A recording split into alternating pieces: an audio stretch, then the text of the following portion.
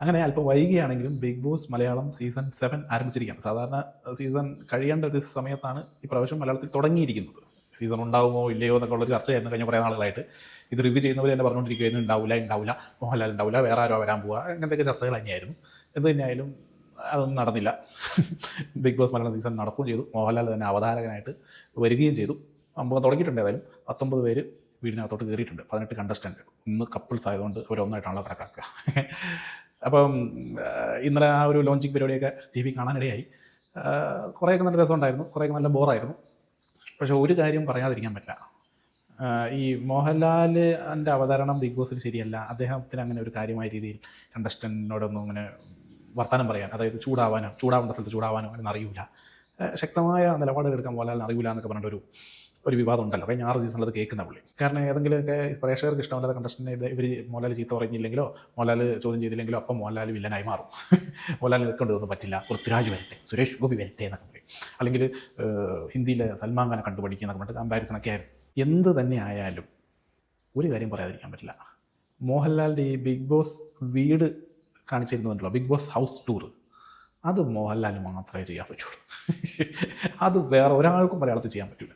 എത്ര നാച്ചുറലായിട്ട്, എത്ര ടൈമിങ്ങോട് കൂടി, എത്ര ഭംഗിയായിട്ടാണ് പുള്ളി അത് അവതരിപ്പിക്കുന്നത് അല്ലേ. ഓരോ സ്ഥലങ്ങളിൽ പോയിട്ട് bathroom, living room, bedroom, kitchen, അവിടുത്തെ ഓരോ സാധനങ്ങൾ, ലൈറ്റ് എല്ലാം പരിചയപ്പെടുത്തുന്ന വളരെ നാച്ചുറലായിട്ട്. അത് തന്നെ കാണാനൊരു രസമാണ് അല്ലേ. അത് വേറെ ഒരാളെ കൊണ്ടും പറ്റില്ല. ചിലപ്പോൾ പ്രോഗ്രാം അവതരിപ്പിക്കാനും മീൻസ് വീക്കെൻഡിലൊക്കെ വന്നിട്ട് ആൾക്കാരെ ചോദ്യം ചെയ്യാനും ഇടിക്കാനും ചോദിക്കാനൊക്കെ ചിലപ്പോൾ ഈ പറഞ്ഞ പോലെ പൃഥ്വിരാജ്, സുരേഷ് ഗോപി അങ്ങനെയുള്ള ആളുകൾക്കൊക്കെ പറ്റുമായിരിക്കും. പക്ഷേ ഹൗസ് ടൂർ അത് ലാലേട്ടന് മാത്രമേ പറ്റുള്ളൂ. പിന്നെ ബിഗ് ബോസ് ഹൗസിനെ കുറിച്ച് പറയുവാണെങ്കിൽ ഇപ്രാവശ്യം കുറേ കറണ്ട് ബില്ല് ആവുമല്ലോ. എന്നാ ലൈറ്റാണത്, ഫുൾ ലൈറ്റാണല്ലോ എല്ലായിടത്തും. ചെറിയ ബില്ലൊന്നും ആയിരിക്കില്ല കേട്ടോ. കേരളത്തിലല്ലാത്തതുകൊണ്ട് KSEBിക്ക് വലിയൊരു നഷ്ടമായിപ്പോയി. ചെന്നൈയിലാണ് ഇപ്രാവശ്യം വീട്. ഇതുവരെ ബിഗ് ബോസ് മലയാളം അനുഭവിച്ചുകൊണ്ട് വന്നിരുന്ന ഒരു ബുദ്ധിമുട്ടെന്ന് പറഞ്ഞു കഴിഞ്ഞാൽ ഇവർ ഈ മറ്റേ എന്താ പറയുക, വരത്തന്മാർ അല്ലെങ്കിൽ എന്താ ഇങ്ങനെ ഒരാൾ ഒഴിഞ്ഞിട്ട് വേണം അവിടെ കയറാൻ അവസരം കാത്തിക്കുക, അങ്ങനെയൊക്കെ ആണല്ലോ. അതായത് ബോംബെയിലും ചെന്നൈയിലൊക്കെ ആയിട്ടായിരുന്നു കഴിഞ്ഞ സീസണുകളൊക്കെ ഷൂട്ട് ചെയ്തത്. ബോംബെയിലാകുമ്പം ബിഗ് ബോസ് ഹിന്ദി കഴിഞ്ഞിട്ട് വേണം ഇവർക്ക് കയറാനായിട്ട്, അല്ലെങ്കിൽ ചെന്നൈയിലാണെങ്കിൽ തമിഴ് കഴിഞ്ഞിട്ട് വേണം കയറാൻ. അങ്ങനെയൊക്കെ ഇങ്ങനെ നിൽക്കുമായിരുന്നു ധർമ്മക്കാരെ പോലെ. പക്ഷേ ഇപ്രാവശ്യം കാശ് ഇറക്കി മക്കളെ, സ്വന്തമായിട്ടൊരു വീടൊക്കെ പണിതു ബിഗ് ബോസ് മലയാളത്തിന് വേണ്ടി തന്നെ. ഇനി അവിടെ വെച്ചിട്ടാണ് എല്ലാ സീസണും നടത്തുക. അപ്പോൾ ഇനി ആർക്കും ഒരു സംശയവും വേണ്ട, ബിഗ് ബോസ് ഈ സീസണോടുകൂടി അവസാനിക്കുമോ, ബിഗ് ബോസിൽ ഇനി മോഹൻലാൽ വരുമോ, മോഹൻലാൽ വരില്ലേ എന്നൊക്കെ. ബിഗ് ബോസ് എല്ലാ കാലത്തും ഉണ്ടാവും. ഇതൊരു ബിഗ് ബോസ് 100 വരെയൊക്കെ ഉണ്ടാവും. മോഹൻലാലും അദ്ദേഹത്തിന് നീറ്റ് നിൽക്കാൻ പറ്റുന്നിടത്തോളം കാലം അദ്ദേഹം തന്നെയായിരിക്കും ആങ്കറും. ഓക്കെ, ഇനിയിപ്പോൾ ഇന്നലത്തെ കണ്ടസ്റ്റൻസിലേക്ക് വരുവാണെങ്കിൽ കുറേ ആളുകളെ കണ്ടിട്ടുള്ളവരാണ്, കുറേ ആളുകളെ കണ്ടിട്ടില്ല. അതൊക്കെ നമുക്ക് ജസ്റ്റ് നോക്കിയാലോ. നിങ്ങൾക്കും അങ്ങനെ ആയിരിക്കുമല്ലോ. നിങ്ങൾ കുറേ ആൾക്കാരെ കണ്ടിട്ടുള്ളവരായിരിക്കും, നിങ്ങൾ ചില ആൾക്കാരെ ആരാധകരായിരിക്കും, ചില ആൾക്കാർ ഇവനൊക്കെ ഏതരേ, അല്ലെങ്കിൽ ഇന്നലെ ഒറ്റ നോട്ടത്തിൽ തന്നെ ഇവൻ ഇച്ചിരി പെശകാണല്ലോ, അല്ലെങ്കിൽ ഇവനൊക്കെ എങ്ങനെയാണ് ഇവിടെ വരെ എത്തിയേ എന്നൊക്കെ നിങ്ങൾ ചിന്തിക്കുന്നുണ്ടാവും അല്ലേ. ഞാനും അങ്ങനെ കുറച്ച് പേരെ പറ്റി ചിന്തിച്ചു. എൻ്റെ ഒരു ഫേവററ്റ് കണ്ടസ്റ്റൻറ്റിനെയും ഞാനിതിൽ പറയുക. കാരണം ആദ്യത്തെ ഒരു first impression is best impression എന്നുള്ള പരിപാടി ഉണ്ടല്ലോ, ആ ഒരു രീതിയിൽ ചിലപ്പോൾ നാളെ അഭിപ്രായം മാറാം, നാളെ വരുമ്പോൾ തെറിയും പറയേണ്ടി വരും. പക്ഷേ ഇന്നലത്തെ ആ വരവും പോക്കും അല്ലെങ്കിൽ ആ ചൊറിച്ചിലും മൊത്തത്തിലുള്ള കുറച്ച് നമ്മൾ കണ്ടുള്ളൂ, അതൊക്കെ വെച്ചിട്ട് ഒരഭിപ്രായമാണ് ഞാൻ ഇതിലൂടെ പറയാൻ ഉദ്ദേശിക്കുന്നത്. ഓക്കെ, അങ്ങനെ ആദ്യമായിട്ട് ഹൗസിലേക്ക് എത്തിയത് അനീഷ്. ഒരു കോമണറാണ്. മൈജിയിൽ പോയിട്ട് സാധനങ്ങളൊക്കെ വാങ്ങാൻ നിൽക്കുന്ന കൂട്ടത്തിൽ പുള്ളി പെട്ടെന്ന് അവിടെ കണ്ടുപോലും ഇങ്ങനെ ഒരു അവസരമുണ്ട്, ഇവിടെ നിന്ന് വീഡിയോ എടുത്ത് അയച്ചു കൊടുത്താൽ ചിലപ്പോൾ കിട്ടിയേക്കാം, അങ്ങനെയും പറയുന്നത് കേട്ടു. അതല്ലാതെ പുള്ളി 5 വർഷമായിട്ട് ബിഗ് ബോസ് കയറാനായിട്ട് നടക്കുമായിരുന്നു എന്നും പറയുന്നത് കേട്ടു. അങ്ങനെ എന്ത് തന്നെയായാലും അതിലൊരു കൺഫ്യൂഷൻ ഉണ്ടെങ്കിലും ആൾ ഒരു ഭീകരനായിട്ടാണ് എനിക്ക് തോന്നുന്നത്. നല്ല ചൊറിയാനുള്ള കപ്പാസിറ്റി ഉണ്ട്. പിന്നെ ബിഗ് ബോസിൽ ഏറ്റവും കൂടുതൽ വിറ്റുപോകുന്ന ഒരു ആയുധമാണ് സ്ത്രീ വിരുദ്ധത എന്ന് പറയുന്നത്. സ്ത്രീ വിരുദ്ധത എന്ന് പറയുമ്പോൾ അത് മൊത്തം സമൂഹത്തിൽ ഇതുമായിട്ട് എടുക്കരുത് കേട്ടോ. ബിഗ് ബോസിലേക്ക് വരുന്ന ചില സ്ത്രീകളെ ഒറ്റ നോട്ടത്തിൽ തന്നെ ആളുകൾക്ക് ഇഷ്ടപ്പെടില്ല. പിന്നെ ആൾക്കാർ ഇഷ്ടപ്പെടാതെ ഇങ്ങനെ നോക്കിക്കൊണ്ടിരിക്കുമ്പോൾ ഇവരുടെ ചില പെരുമാറ്റങ്ങളോടുകൂടി അവരോട് വെറുപ്പായി മാറും. അങ്ങനെ വെറുപ്പാവുന്ന ആളുകളോട് ഈ സ്ത്രീ വിരുദ്ധന്മാർ എന്ന് പറഞ്ഞ ആളുകളുണ്ടല്ലോ, പൊതുവേ അങ്ങനെ ഒരു ഈ കലിപ്പൻ എന്നുള്ള മോടി നിൽക്കുന്ന ആൾക്കാർ, ഇപ്പം റോബിനാണെങ്കിലും നമ്മുടെ അഖിൽമാരാണെങ്കിലും ഒക്കെ ആ ഒരു കാറ്റഗറിപ്പെടുന്ന ആൾക്കാരായിരുന്നു. അപ്പോൾ അവർ വന്ന് ഇവരോട് ചൂടാവുക, 2 വർത്തമാനം പറയുമ്പോൾ ആൾക്കാർ അങ്ങോട്ട് ആവേശത്തിലാണ്. കാരണം ഇവർ 2 പറയണം നോക്കിക്കാൻ നോക്കിക്കും, അവളുടെ അഹങ്കാരം കണ്ടില്ലേ, അവൾ അങ്ങനെ പറയാൻ പാടും, അവളുടെ ഇരിപ്പ് കണ്ടില്ലേ എന്നൊക്കെ ആലോചിച്ചുകൊണ്ടിരിക്കുമ്പോഴേക്കും ഇവർ വന്ന 2 ഡയലോഗ് അടിക്കും. അങ്ങനെയാണ് ഈ കലിപ്പന്മാർക്ക് ആരാധകർ ഒക്കെ കൂടുന്നത്. ആ ഒരു സാധനം ചിലപ്പോൾ ഈ അനീഷിൽ വർക്കായേക്കാം. അങ്ങനത്തെ ചെറിയൊരു ചൊറിച്ചിലുകളുടെ ഒരു റിസംബ്ലൻസ് ഇന്നലെ എനിക്ക് കാണാൻ സാധിച്ചു. രണ്ടാമത് അനുമോളാണ്, സ്റ്റാർ മാജിക് അനുമോൾ. ഈ 19 പേരിൽ കുറച്ച് നന്നായിട്ട് അറിയാവുന്ന ഒരു മുഖമാണ് അനുമോളുടെ. എന്ന് പറഞ്ഞു കഴിഞ്ഞാൽ ഇവരുടെ പ്രോഗ്രാം ഇരുന്നും കാണുമല്ല സ്റ്റാർ മാജിക് ഒന്നും, പക്ഷേ സോഷ്യൽ മീഡിയയിലൂടെയും അല്ലാതെ ഇവരുടെ ഈ സ്റ്റാർ മാജിക് ഇടയ്ക്ക് വിവാദമാകുമ്പോഴൊക്കെ കണ്ട് പേഴ്സണലി നല്ല ബോറാണ്. ഷാർമാജിക്കും ഇവരുടെ പെർഫോമൻസൊക്കെ വളരെ ബോറാണ്. എങ്കിലും നമുക്ക് അറിയാവുന്ന ഒരാളാണ് അനിമോൾ. പിന്നീട് വന്നത് നടനും ക്രിക്കറ്ററുമായ ആര്യൻ. ഇതുവരെ നമ്മൾ കണ്ടിട്ടൊന്നുമില്ല. നമ്മളെന്ന് പറയുമ്പോൾ ഞാൻ എന്നെയാണ് കേട്ടോ പറഞ്ഞത്, ഞാൻ എന്നെ തന്നെ വിശേഷിപ്പിക്കുന്നതാണ് നമ്മൾ. ഇതുവരെ നമ്മൾ കണ്ടിട്ടൊന്നുമില്ല. പക്ഷേ അദ്ദേഹം ക്രിക്കറ്റ് ഇന്ത്യനെ വരെ റെപ്രസെൻറ്റ് ചെയ്തിട്ടുണ്ടെന്നാണ് അണ്ടർ 14 or 16 പിന്നെ നടനുമാണെന്നാണ് പറയുന്നത്. ഏതാ വിനയ് ഫോർട്ടിൻ്റെ അതൊരു പടത്തിൽ, വിനയ് ഫോർട്ടല്ല, ഹക്കീമിൻ്റെ അതൊരു പടത്തിൽ ലാസ്റ്റ് അഭിനയിച്ചു എന്നൊക്കെ പറഞ്ഞു. പക്ഷേ ആ പടം ഞാൻ കാണാത്തതുകൊണ്ട് ഇദ്ദേഹത്തിനെ എവിടെയും കണ്ടിട്ടില്ല, സ്ക്രീനിലൊന്നും കണ്ടിട്ടില്ല. പക്ഷേ ആൾ നല്ല ചുള്ളനാണ്. ഇങ്ങനത്തെ കുറേ ചുള്ളന്മാരൊക്കെ ബിഗ് ബോസ് വന്നു. മറ്റേ പവൻ, വേറൊരു ജിമ്മൻ, അങ്ങനെ കുറേ ജിമ്മന്മാരൊക്കെ വന്നു പോയി. പക്ഷേ ബിഗ് ബോസ് കഴിഞ്ഞോടുകൂടി അഡ്രസ്സ് ഇല്ലായിരുന്നു, അത് വേറെ കാര്യം. ബിഗ് ബോസ് അങ്ങനെ ഇത് കഴിഞ്ഞ് കഴിഞ്ഞാൽ ഇവരൊക്കെ വലിയ സെറ്റപ്പ് ആവും എന്ന് ചിന്തിക്കാനും വയ്യ. 100-ൽ ഒരു 2% മാത്രമേ നമുക്ക് അങ്ങനെ രക്ഷപ്പെട്ടു, ബിഗ് ബോസിലൂടെ രക്ഷപ്പെട്ടു എന്ന് പറയാൻ പറ്റുന്നുള്ളൂ. അടുത്ത വന്ന് കലാഭവൻ സരിക. ഇവരെയും കണ്ടിട്ടുണ്ട് കേട്ടോ. ഇവർ സ്റ്റേജ് പ്രോഗ്രാമിലാണോ സീരിയലിലാണോ എവിടെയൊക്കെ കാര്യമായി കണ്ടിട്ടുണ്ട്. നല്ല പരിചയമുള്ള മുഖം, കുറച്ച് നാൾ നിൽക്കും. അതിപ്പോൾ ഏത് രീതിയിലായിരിക്കും എന്ന് പറയാൻ പറ്റില്ല. ബട്ട് മിനിമം ഒരു 50 ദിവസം അവിടെ നിൽക്കും. പിന്നെ വന്നു ഗായകൻ അക്ബർ ഖാൻ. മഴവിൽ മനോരമയില എന്തോ ഒരു പരിപാടിയിലല്ലേ ഇയാൾ ചാമ്പ്യനായോ? എന്താണല്ലോ ഇയാളുടെ പാട്ടൊക്കെ ഭയങ്കര വൈറലായിരുന്നു. ഹിന്ദിയിൽ പോയിട്ട് അതൊക്കെ റിയാലിറ്റി ഷോയിലാണോ എന്തോ പാടിയിട്ട് ഭയങ്കര വൈറലായി. അങ്ങനെ കുറേ കണ്ടിട്ടുണ്ട്. പിന്നെ ഇപ്പോൾ അദ്ദേഹം മ്യൂസിക്കൊക്കെ ചെയ്യുന്നുണ്ട് എന്നാണ് ഇന്നലത്തെ ആ പ്രോഗ്രാമിൽ പറയുന്നത് കേട്ടു. എന്ത് തന്നെയായാലും അത്യാവശ്യം ഒരു കാലിബറുള്ള കലാകാരനാണ്. കാലിബറുള്ള ഒരു ബിഗ് ബോസ് കണ്ടസ്റ്റൻ്റ് ആണോ എന്ന് വരും ദിവസങ്ങളിൽ അറിയാം നമുക്ക്. എന്തായാലും ഇയാൾ അറിയാവുന്ന ആളാണ്. നമുക്ക് മുഖപരിചയമുള്ള ആളാണ്. ഈ മുഖപരിചയമുള്ള ആൾക്കാർക്ക് ആദ്യം തന്നെ കുറച്ച് മൈലേജ് കിട്ടും. അതാണ്. മറ്റവരെ ഇനി അറിയാത്ത ആൾക്കാരെ നമ്മൾ പരിചയപ്പെട്ട് വരാൻ കുറച്ച് സമയം എടുക്കുമല്ലോ. പരിചയപ്പെട്ട് സമയം എടുക്കുകയാണെങ്കിൽ ചിലപ്പോൾ 2 ആഴ്ചയൊക്കെ കഴിയും. അവൻ കൊള്ളാലോ, അല്ലെങ്കിൽ ഇവൻ എന്താ എന്നൊക്കെ നമുക്ക് നോക്കാം. പക്ഷേ ഇതെന്ന് പറയുമ്പോൾ ഏകദേശം ഒരു 50-50 ഇത് ഇങ്ങനെ ആയിരിക്കുമല്ലോ, ഇയാളിങ്ങനെയൊക്കെ ആയിരിക്കുമല്ലോ പെരുമാറുക എന്നുള്ളൊരു അവരുടെ ഒരു മാനദസം നമുക്കറിയാം. അതുകൊണ്ടാണ് ഈ അറിയാവുന്നവർ കേട്ടോ. പിന്നെ വന്നു RJ ബിൻസി. കണ്ടിട്ടില്ല, കേട്ടിട്ടില്ല, പിന്നെ എന്തോ അഭിപ്രായം പറയാനാ. പിന്നെ ഇതാ വരുന്നു വെറൈറ്റി പേരുമായി കുനിയൽ സാബു. കണ്ടിട്ടില്ല, കേട്ടിട്ടില്ല, പിന്നെ എന്തോ അഭിപ്രായം പറയാം. പക്ഷേ വെറൈറ്റി ഡ്രസ്സിംഗ് ആയിരുന്നു. ഞാൻ ആദ്യം വെച്ച് സാരി എടുത്താൽ വന്നിരിക്കുന്നത്, പക്ഷേ സാരിയല്ല, അത് ഡ്രസ്സിംഗ് ആണ് പോലും. പിന്നെ ഇതാ വരുന്നു ബിന്നി സെബാസ്റ്റ്യൻ. ഡോക്ടറും നടിയുമാണെന്നൊക്കെയാണ് പറയുന്നത്. ബട്ട് കണ്ടിട്ടില്ല, കേട്ടിട്ടില്ല, പിന്നെ എന്തോ അഭിപ്രായം പറയാനാ. പിന്നെ ഇതാ വരുന്നു Rana Fathima. Social media super താരമാണെന്നാണ് പറയുന്നത്. ബട്ട് ഞാൻ കണ്ടിട്ടില്ല. പക്ഷേ എൻ്റെ പിള്ളേർ, മകൾ ഇവരുടെ വീഡിയോ ഒക്കെ കാണാറുള്ളതാണ് പോലും, വലിയ ആരാധികയാണ് പോലും.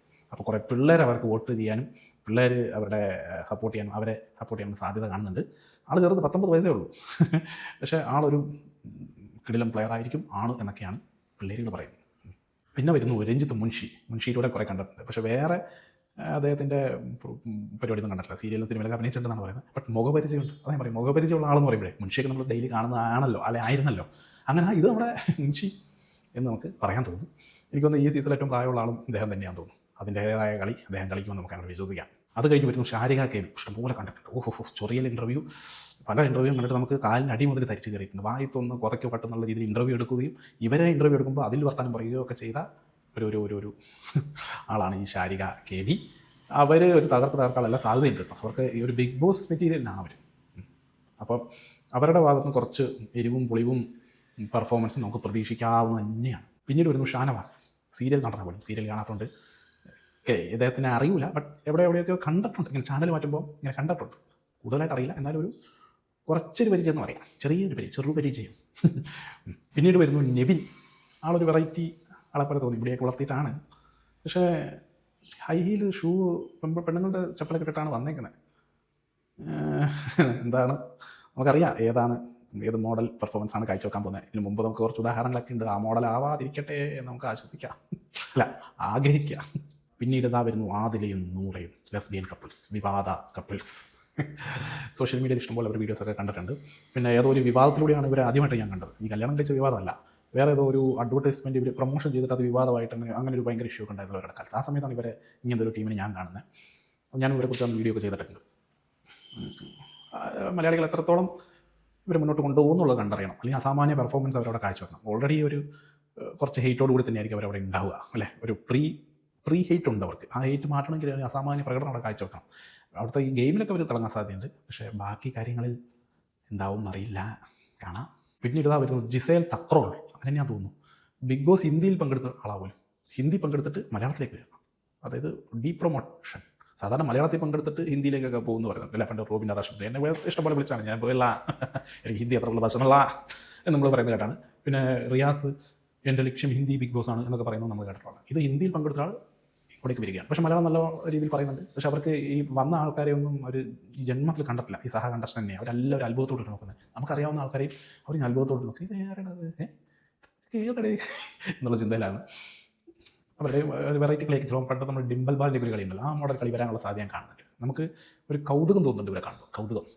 പിന്നീട് വരുന്നു ശൈത്യ സന്തോഷ്. ഇതുവരെ കണ്ടിട്ടില്ല, കേട്ടിട്ടില്ല. പിന്നെ എന്താ അഭിപ്രായം? പിന്നീട് ഇതാ വരുന്നു മകനെ, ഇപ്പോൾ സോഷ്യൽ മീഡിയയെ ഇളക്കി മറിച്ചുകൊണ്ടിരിക്കുന്ന രേണു സുധി.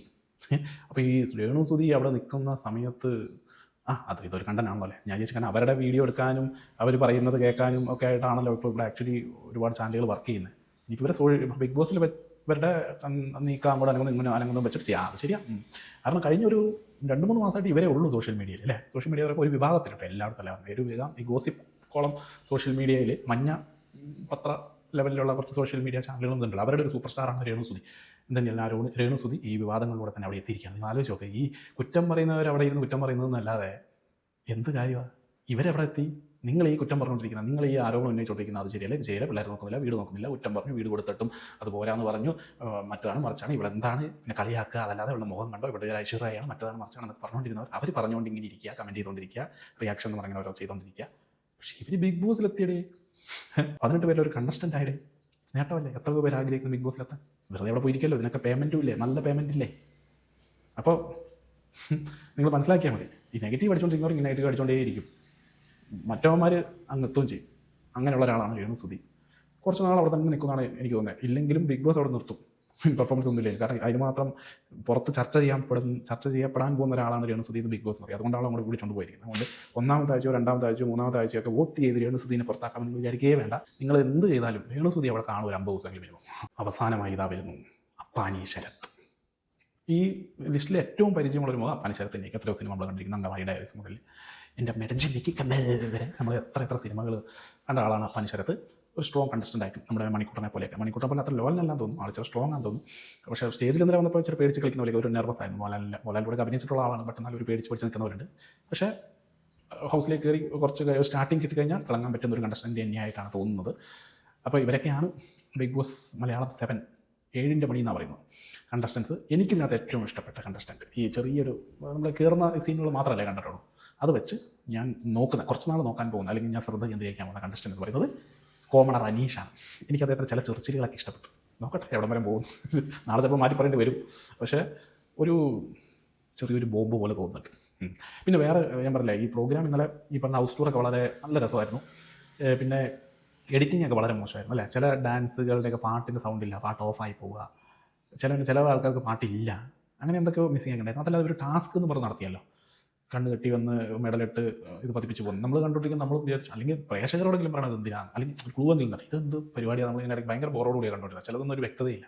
ലാസ്റ്റ് അത് എല്ലാവരും ഹൗസിൽ കയറിയപ്പോൾ പറയുന്നത് എന്താണെന്ന് വെച്ചാൽ ഇതിൻ്റെ സ്പീഡ് വെച്ചിട്ട് ഇവർക്ക് പെട്ടി കൊടുക്കുന്നതായിരുന്നു. അപ്പം 3 സ്ഥാനത്തെത്തിയവർക്ക് പെട്ടി കൊടുത്തു, അവർ കൊണ്ടുവന്ന സാധനങ്ങൾ കൊടുത്തു. ബാക്കി എല്ലാ ആളുകൾക്കും അവരുടെ പെട്ടിയിൽ കല്ലും മുള്ളും പലകയൊക്കെയാണ് കൊടുത്തേക്കുന്നത്. ഇനി അവർക്ക് അവരുടെ പെട്ടി കിട്ടണമെങ്കിൽ ഈ പെട്ടി കിട്ടിയവർക്ക് കൊടുത്ത ബാൻഡ് ഉണ്ടല്ലോ അത് തട്ടിപ്പറിക്കണം.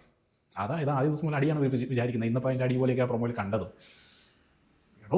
ഇടാൻ കൊണ്ടത് ഉടുപ്പ് കൊടുക്കാതെ എന്തോ പണി, ഇതൊക്കെ കൊടുത്തിട്ട് വേറെ നല്ല പണി ആലോചിക്കുക. തുണിയും മണിയും പിടിച്ചു വെച്ചിട്ടാണോ 7 മണി എന്ന് പറയുന്നത്.